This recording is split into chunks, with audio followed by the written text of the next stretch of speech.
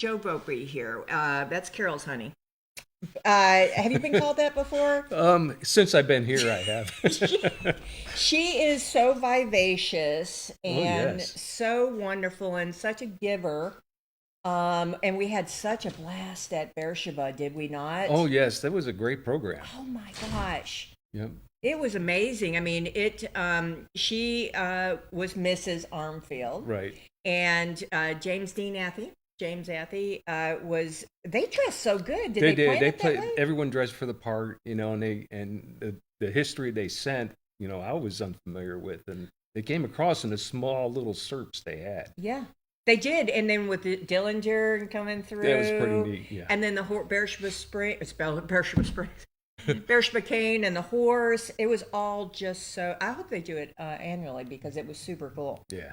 And then, of course, the jam folks, the people who train our youth out on that deck and the observation deck, sorry, and the background and the music. With the mountains in the back, it was nice. Aren't you glad you moved here? Oh, definitely, How, definitely. how did you go? Let's tell a little bit about your background, who you are, and how you got here, and then what you're doing. Okay. Actually, I was born in Chicago, Okay. but my teen years and early adult years, I basically dirt farmed in Alabama. Oh, Pearl Mountain, 36 miles, kind of northwest of Scottsboro, Alabama. okay. Of course, there was no work to do, and I didn't really want to be a dirt farmer the rest of my life. I didn't see anything, but I joined the service. Spent 26 years in the service. My wife, Carol, and I, we have 5 children. 5. Yep. Look at you. So we traveled. I was a veteran service officer for 11 years in Panama City and retired. And one of my goals was, because of the 26 years I spent in the service, was all overseas in different countries. Okay. So I didn't get to see a whole lot of the United States. I got stationed in parts where there were national parks because of my job, engineering. I was always doing work, and then I was doing engineering Are you changes. Army or Air Force? Air Force. That's what I thought. Yeah. Um, so I never really got to the state parks that were, or national parks that were close by. So Okay. my goal was to hit all the national parks. So me and Carol and I, we basically, when I retired, we got us an RV and traveled for 3 years across the United Wait, States. 3 years. 3 years in our RV. 3 years. Sold the house in Florida, packed up the RV, put a bunch of stuff in storage, and hit the road. Oh my Coast gosh, to I can coast. so see that in my future. So we hit all the. It's a great. For 3 years, we traveled all over the United States, from coast to coast, from south of Mexico all the way up to the Canadian border. Mm. And one thing I found out about this country as I was traveling, I did a lot overseas. There's no country besides the United States that has the diversity in one country.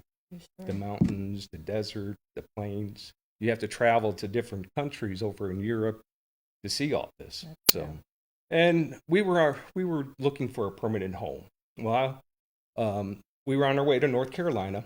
I remember Grundy County, for the simple fact is, in Alabama, when you turn 14, you got a driver's permit, but it was also a motorcycle license. So 4 of us, me, Richard, Dennis, and Ellen, we got motorcycles, and we got them all together running. Oh my And we used to goodness. leave out of Curl Mountain, Okay. come through Stevenson, Yeah. come up through Swanee, Yeah. and then hit Altamont where the old store was. It was That's past right. the intersection. That's right. And then we would go through Winchester, Huntland, go through Paint Rock Valley, and go home. So that was our Sundays, because the good Lord let us off on Sundays. Oh, And that's sure. what we would do every once in a while. So I remember this place here. So I said, well, let's stop here on our way to North Carolina. It's a beautiful place, and Yeah. camp. We were just going to spend a week or two. Well, the wife thought it was beautiful. We started looking around. Did you stay at Grandview Yeah, over Wayne's place? Wayne's Place. Yep. Oh gosh. Beautiful. Yeah. So that kind of set the tone with the view. My wife fell in love with it. We went by the post office. We were looking around Beersheba. And Beersheba. Beersheba. Yeah, my wife corrects me all the time. It's okay. You're not alone. It's like But- Whitwell. But yeah, so we've seen a house for sale. There was only 3 at the time, 2 years ago, Sure. when we looked. And she fell in love with the house out there by the post office. And basically a month later, we moved in. That is we just boom. We're here. And you knew it was time. Oh, yes. Oh, yeah. And it kind of reminded me of Crow Mountain. where I was, not small community, Sure. people were friendly. And Beersheba is super small and it's super cute. It is. It's just the most darling little town ever. We are so happy there. And then you're right next to Miss Jean. I went over to Miss Jean's house Yes. to get an outfit for the event, for Yeah, she's our mall. And she was telling me about this home was in one of the original. I don't know if it's original, but it is an old home, and how they have redone it. And I'm like, wait, that pool looks like Carol's in her picture. And she goes, that's my neighbor. Carolyn, yeah. Yeah, that was built, the house was built in, it's not that old, it was built in 59. Right.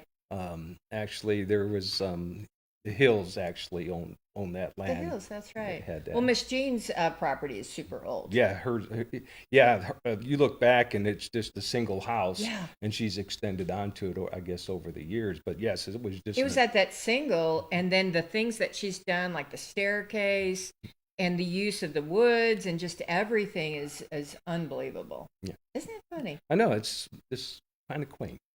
So then you're like, well, I'm bored.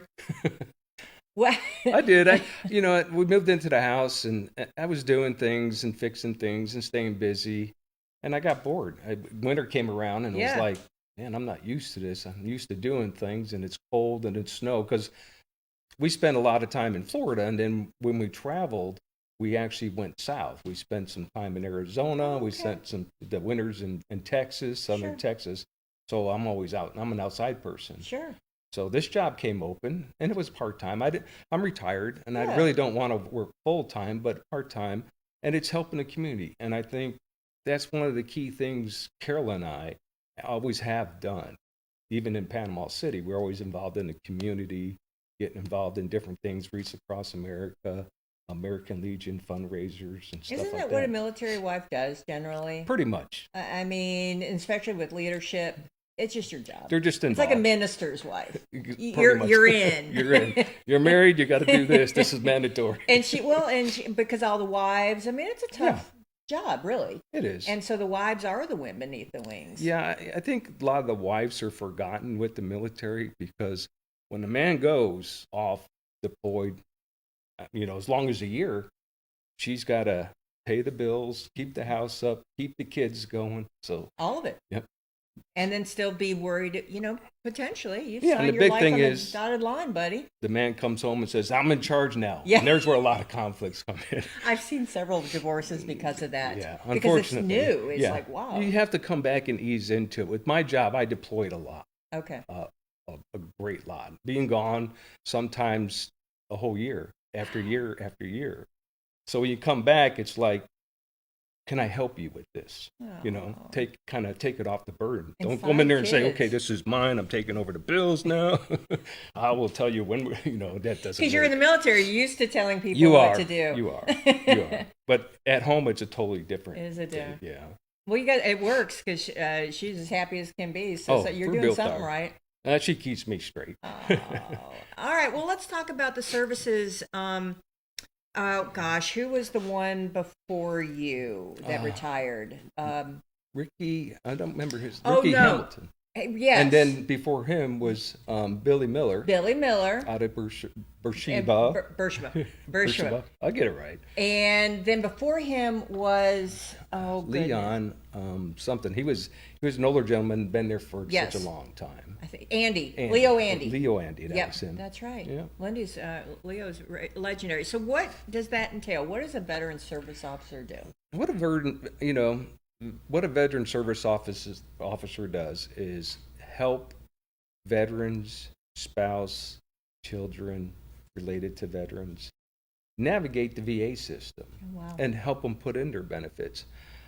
I got involved because when I got out of the service, I was starting to put in my benefits for my disabilities, and it was a nightmare. The forms you have to fill out, the process, if you miss a process, it backs everything up.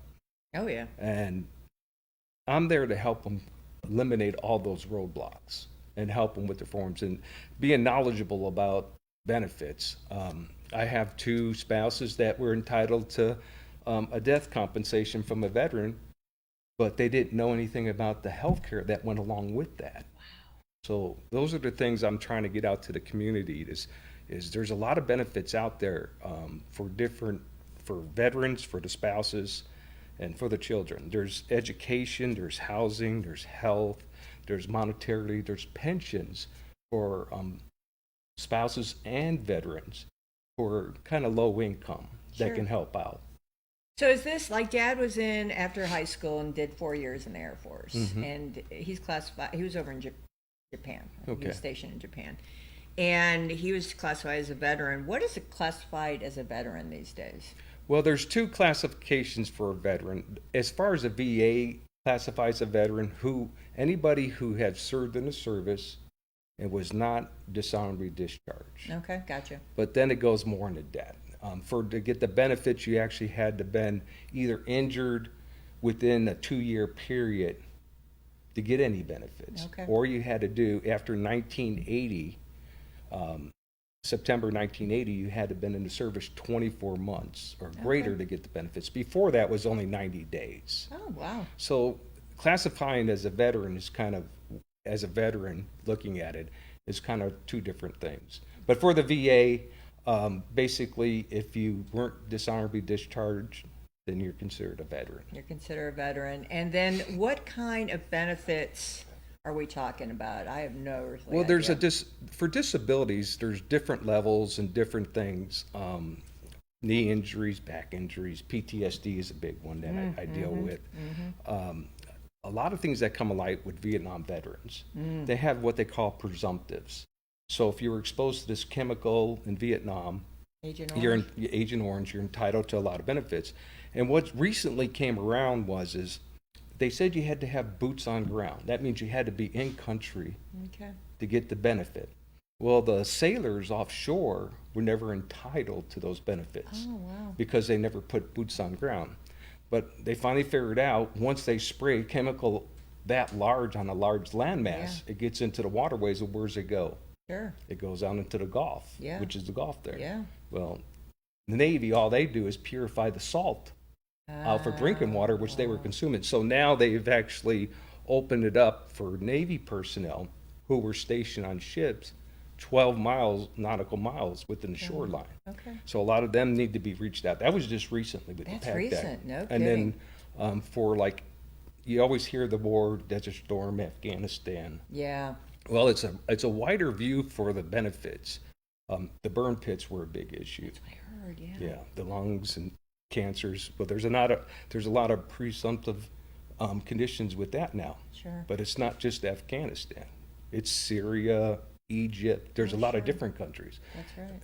So there's a lot of guys were saying, well, I was never in Afghanistan, because that's where it started with the burn pits, Kuwait and Afghanistan. Yeah, that whole thing, yeah. But now it's opened up to different countries that they were in because they did have burn pits. And what they mean by burn pits is a lot of medical and biologicals and chemicals. They just Yuckies. burned in a great big pit. Yeah. And that smoke's going around, which is now they've related the lung problems, Sure. cancers and stuff. So a lot of that's come up. Wow. What's the latest that a veteran? What is the latest skirmish, or what is the latest war? What is? Well, Iran's going on right now. So That's that a, would that's a that would- skirmish that's going on now, and who knows what those veterans be affected by. You got to look at Agent Orange. Agent Orange, Vietnam it ended in 74, 75, and they didn't start with the Agent Orange until almost 2000s. Wow. So it took them that long, the VA, the government, to actually say yes. And also with that, the Vietnam, they've opened up Thailand, Cambodia now, some places in the States that are associated with Agent Orange. I'd go into a lot of it, but I would actually like for the veterans Sure. and the spouses, especially the spouses now, especially the Navy spouses, their husband got denied Agent Orange because they were on a ship, and they just forget about it. Sure. Now they may be entitled to a compensation if their husband passed away from one of their presumptives No of kidding. Agent Orange. No kidding. So, and there's pensions out there for widows that were married to veterans that need a little help with their income. Sure.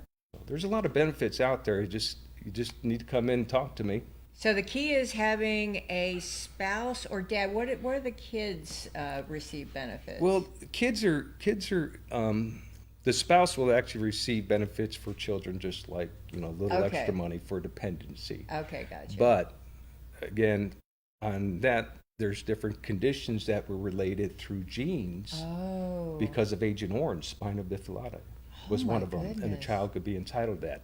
A big thing that came around, and I didn't touch on, was the drinking water at Camp Lejeune, the contaminated Yes. drinking water. I saw those ads. It affected a lot of people out there, especially women who drank the water, then pass a lot of defects onto their children. Autism is a Was big that one. huge? Yeah, that's a big one. So if the child is affected by the drinking water, Right. may be entitled to a benefit for the rest of their lives. No kidding. And so, and what are some of the health issues that are common with these things? It's different types of cancers from that, and their birth defects are common with the age with the drinking water Sure. on that. Oh gosh, I can't know. imagine that. I know it's government. The government does what it can, Right. right? And they're slow at things. They need proof. It's the thing, and it takes so long for them to get all that scientific information, and then finally accept responsibility for it. And that's what I'm here for. You're here to do the minutia paperwork. There was a gal on here I had before, and she wrote a book about it. Stall, deny, and hope they die. Yeah, that was back in years ago. The process for putting a claim in years ago is you put a claim in, and it would take 6 months to a year just to adjudicate that claim or deny it. Right. And when they deny it, you would do a notice of disagreement, appeal it. Now that could take a year to 5 years. And then when that comes denied, you ask to be sit in front of a judge. That could take 5 to 10 years. It was a comedy, but it was not a yeah. comedy, but it was a comedy. It was so drawn out. A lot of veterans gave up. Yeah. But they've streamlined the system. And what caused a lot of those backlogs is like Florida, Texas, California have a large population of veterans because they have a lot of bases in there. So each state has a VA office itself. And they have to handle all those claims. And this was years ago. So they got backlog. So like Wyoming, Nebraska, they're sitting there just processing claims. So what they became is like a national place where all the claims come together, and they start farming them out to different VA offices all over the United States. Oh, that's smart. So that process picked up and speed up. So a claim now, you put it in, could be 6 to 8 weeks. Doable. Yes. Yep. And then there's different processes for the notice of disagreement for your appeals that you could say, you guys missed this. This was in my records, or I have some more information, a supplemental claim. I'm putting this in, and those things are 4 to 6 months, real quick. That's not bad. Nope. And then you could get it all done within a year. Wow. So everything's been streamlined. It's been changing, and the VA is always changing, like the PAC Act that has come out. So, and that's the thing. Even when I was out for 3 years traveling the U.S., I come back, and then there's changes to this and changes to that. The PAC Act was one of them. The sailors, nautical 12 nautical miles, the different countries that were included in Agent Orange. So the VA is constantly changing, especially with the wars that are going on. They're finding more problems and more things that are coming up. More benefits are being supplied too. So. Well, that's wonderful. Wow. What have we missed? How do they contact you when you're in the office? I'm in the office Tuesdays and Thursdays from 8:30 to 4:30. 8:30 to 4:30, okay. Right now I do walk-ins. I know my sign says appointments on Thursdays only, but until I build up a clientele, I don't think a lot of people know I'm there. Yeah, probably not. It was vacant for a while, and I've talked to others like in Franklin and stuff. They say, hey, I'm working with one of your clients, and I'm saying, okay, this is his information. But if he wants to come back, send him up here. One of the biggest things I got questioned is when a veteran would come in, he says, are you from New York? Because my last name being Volpe, they think I'm from New York. You're Italian. Yeah, You're so over there in Bronx. and I think they got the impression that I just kind of moved into the city from New York, and I'm just taking the site. But I got 11 years experience. the biggest thing to know about this job is the code. It's a law code, 38 CFR, Okay. and that governs all VA. Okay. And once you know that, you know when a person comes in and says, "Hey, I've hit a dead wall." Well, if you know a section in the 38 CFR that actually is related to that, and it's in his favor, those are the things you want to cite. Because once you put that into their package, VA can't say no because they're the ones who wrote the law. They wrote the law. Yeah, so And that's what you hang your mantle on, is that. pretty much. When I started claim, and I've learned later on in my career, is always start the claim like you're going to sit in front of a judge. Is what you got to do, because eventually, if you don't get approved, that's where you're going to be. So you want to get all your sticks and stones lined up. So when you sit in front of the judge, everything's lined up. And sitting in front of the judge is nice because VA has to basically go by that 38 CFR. The judge can go by common sense. Okay. So if you get all your sticks and stones lined up, even though the 38 CFR kind of denies what is being presented, the judge can say, well, it's just, I know that law says that, but this makes sense. And be judge can awarded. use common sense. Yes. What a novel idea. Yeah. And I've gone through that process, and that's what kind of got me started as Okay. a veteran service officer. And you love helping people. I do. I mean, I like the smiles, and if it makes me feel good because there's a benefit there, and they're entitled to it, and they get it. It's like service. Dad, I learned more when he passed than I ever knew about his military career, right? And yeah. and it's a brotherhood. It is something that he missed. He would join the VFW and the things to get that. But veterans, it's an interesting background, and some don't like to talk about it. Yeah, there's certain things that you have to go through or been through that you just put in your bottom drawer, you shut it, you don't go back in there. Sometimes you can talk to different veterans that relate to this. Military talking to civilians, they just don't understand the actual stuff that a lot of veterans go through. As a civilian, you go to work, you come home, you go to work. I go to work, get called up and says, "Hey, we need you over in Japan, and you're going to be there for 7-8 months. Pack your bags and go." And that's the lifestyle. Or we're moving you to a remote. You're going to Korea for a year. So, and you can't say no. Well, you could, but they may lock you up. Yeah. But that's just part of the thing. And being in wartime situations and being involved in a lot of different issues with the military, we feel that the civilians just don't understand. Because you kind of tell them, they kind of got that blank look, but when you're talking with veterans through the American Legion, through the VFW, we're telling stories in a humorous way. It's kind of an out. Even though it may have been dramatic or terrible, but because you're hearing their stories and they're telling them in a kind of funny way. So you kind of relate.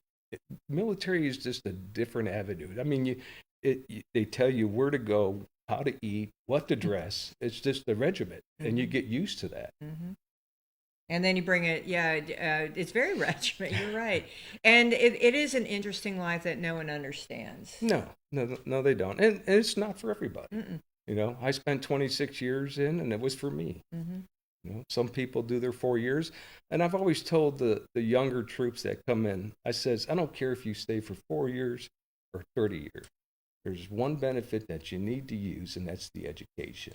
Yeah. Use the education. Use it now or use it when you get out and carry it on. But, don't go away empty-handed, that's for sure. Well, that's what Dad did. Yeah. And thank goodness, because he met Mom at TTU, Tennessee Tech University. Well, there you go. Tennessee Poly Institute Tech, I think it was.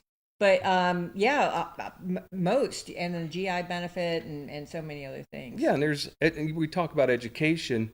Say a veteran passes away from a service-connected disability, the spouse is left, but there's a benefit for her, stipend, a money stipend for her and her children. But there's also free education benefits for the children and the spouse. So a lot of people don't realize that. It's like, I lost my spouse. Now what do? I got kids. How are we going to send them to college? Well, those benefits are out there. Nice. Burial benefits, a lot of them. I'm with Wreaths Across America, Yeah. where we lay wreaths on veterans' graves at Christmas. It's December 19th, I think, this year. And as I'm going through a lot of these cemeteries, I guess, I realize, even I see a couple of veterans passed away. They say veteran, but they don't have a military headstone. Mm-hmm. Those are free. Mm-hmm. This, come see me. If you have a veteran that has passed away, a father, a grandfather, and they don't have a military headstone, come by and see me, and we'll do the paperwork. Yeah, I got one for Dad. Yeah, it's they're amazing. Free. They're just, there's a couple different types and what you can choose, but it's one of those benefits that are provided to the veterans. They're so cool. Also, a veteran can be put into a state cemetery along with their spouse, and their children could be buried there for no cost. Wow. National cemeteries, the same thing. Wow. There are some benefits to signing your life There on is. the dotted line. That's awesome. Yeah, there's a lot of benefits out there. So you are, to get once again recap, come over and talk. Should you do an appointment first, or? Actually, my door's open. Come in, and I'd rather if they can do appointments. I do appointments Tuesdays and Thursdays. When I start getting filled up, where it's starting to timelines. If I get a couple days out, I'll start making appointments to give you that quality time. Sure. But a lot of times when veterans come in, I'll just discuss what's going on. And then I put an intent to file, and if I think there's anything, with that intent to file holds that claim until they can get their DD-214, their evidence and stuff. I can get a lot of DD-214s for the veterans. I have that access. Nice. But it's like 99, 2000. If you were in the service, a lot of those are not electronic.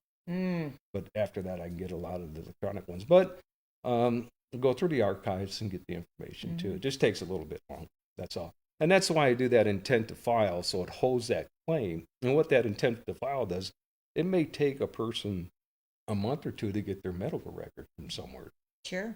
So, but once the claim is adjudicated, it'll be awarded back to that intent to file while we're waiting. Nice. So kind of like a hold. Like a hold, and that's when it starts. That's when it starts. The benefit starts. Nice. Look at you, just all these little loopholes. Oh yeah, and that's just the thing.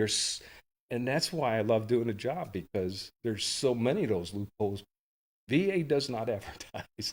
They don't tell anybody. They don't. So each county in Tennessee has a veteran service officer, right. if not one, multiple, depending on the size of the population in the area. Sure. There's also state veteran service officers that work in like your clinics and your hospitals. And then they have VA veteran service officers too. So there's veteran service officers out there. Now, big thing is health care. We talked about, the spouses may be entitled to a health care if the veteran passes away, or if the veteran's 100%, they may be entitled to health care along with their children. Wow. Veterans in combat are entitled to free VA health care for 5 years after they get out of the service. Wow. And they will continue on health care. If health care is based on two things: disabilities, combat, and then monetarily. That means different classifications for the health care. Monetarily, if you actually below poverty or above poverty level making an income, you're still entitled to health care. You just pay co-payment, which is great. Which is awesome. Yeah, we have a clinic in McMinnville. I think they're keeping that one on Air Force Base, and then they have medical facilities in Chattanooga and Murfreesboro. Oh, that's perfect. So, that's awesome. The biggest thing on that, though, is transportation. We have a lot of older vets that can't get to their medical appointments outside of the area to like Murfreesboro. Sure. So us in American Legion, we kind of help out here and there. Do you do the Manchester one? Commander King, I think, is over the Manchester VFW, or is it? No, she's American Legion. Yeah, American Legion. Yeah. I just got into the American Legion VFW in this area. I was real heavy with it down in Florida, so I'm starting to get involved in it now. We can't do bingos. No. Have you noticed that? It's such a bummer. I mean, it's a good fundraiser. It's a constitutional amendment that we can't do bingo. Right. I mean, what's up with that? It's gambling, as far as the state's concerned. Well, we had a kerfuffle. I think it was called Operation Tennessee Waltz, if I remember correctly. Oh, And is that there right? was some shady bingo games going on in the country Yeah, I can or in the state. state. I can Yeah. understand that. Well, That anyways. happens all the time.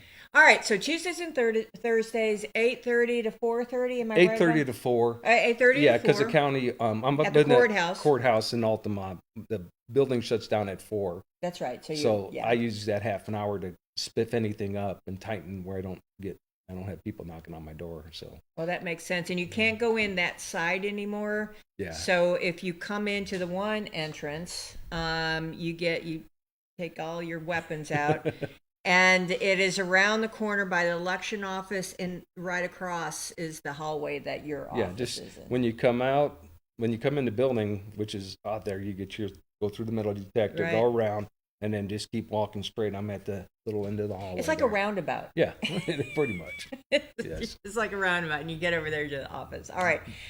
In last words. Come see me. Actually, my number's wrong in the Tennessee. I got this here. Let me give you my number. Of course, I don't know it that much. I don't call my office. But my number is 931-692-3000. Is that really the number? That is my number. Yes, there's another number out there. I guess it was an older number, but they haven't taken it off the Tennessee site. They haven't taken it off the national site. So I get a lot of people that are kind of upset when they come see me. There's like, I've been trying to call you for a week. And I'm like, you probably got the wrong number. I apologize. I'm trying to get it straight. So Oh, it takes a minute. That 911 addresses, it's all super interesting. All right, well, I'm going to send Joe out to spread joy and sunshine wherever he goes. And we're going to take our last break and thank our sponsors because we love them. And we'll be right back as always. Thanks for watching Morning on the Mountain. I'll see you in a minute.